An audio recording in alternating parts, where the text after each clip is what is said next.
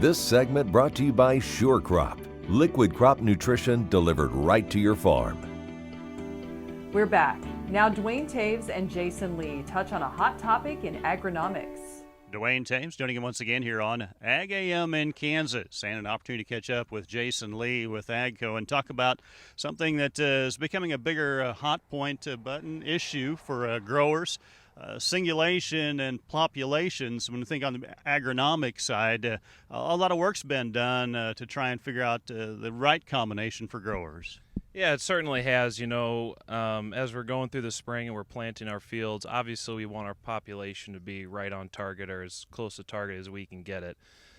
But there's also another side of the story, and that's what's our singulation, what's our plant spacing, and how uniform is that plant spacing. And so it's not just about going out and checking your population, but it's also knowing how accurately those seeds are spaced and how well they're singulated. So a thing that we want to avoid is having a lot of skips and doubles. And that's what we're out here trying to show today is what's the impact of having a lot of skips and doubles, and what's the impact of having inconsistent plant spacing, how that impacts the plant, and more importantly, how that impacts our per plant yield.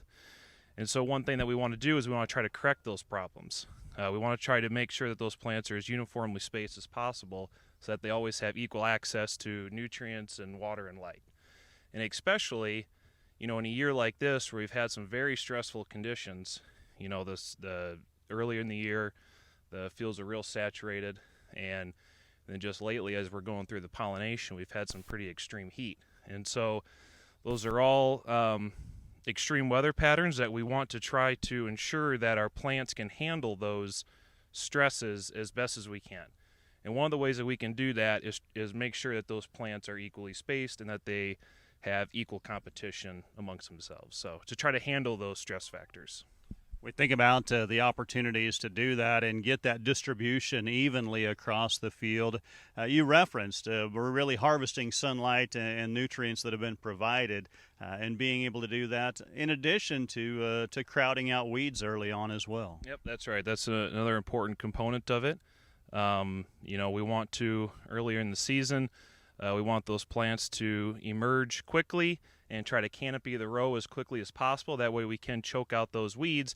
And by avoiding a lot of gaps in particular is another way we can try to stress out those weeds and keep those from emerging.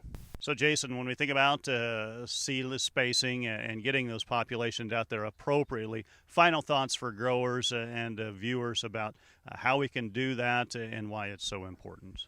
Yeah, so one thing I would encourage growers to do, particularly early in the year, is when you're going out and you're checking your final stand or your plant populations, to also go out with a tape measure and see what your individual plant spacing is, and more importantly, it's what's the standard deviation of your plant spacing. So how variable is that?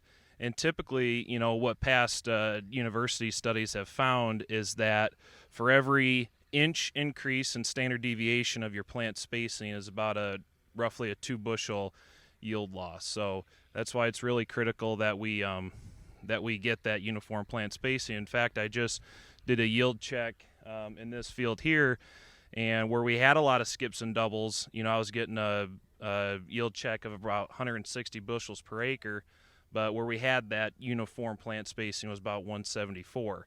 And all things considered for this year, when I'm out there in the field doing yield checks, it's important to make sure that you're only counting the harvestable kernels.